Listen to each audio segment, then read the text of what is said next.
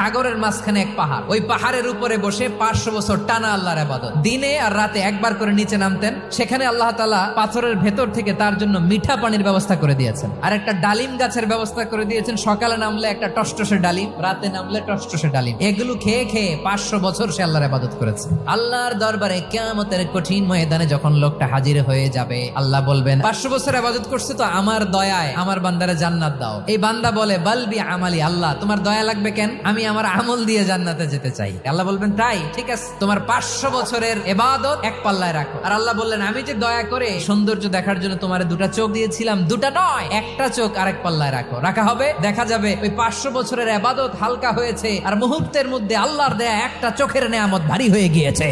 ফলাফল দেখো, হিসাব বলে তুমি এখন জাহান্নামে যাবা, যাও এবার জাহান্নামে যাও। এবার লোকটা কাচুমাচু করে বলে আল্লাহ এবার আমি বুঝতে পেরেছি তোমার দয়া ছাড়া দুনিয়ায় কেউ জান্নাতে যেতে পারবে না।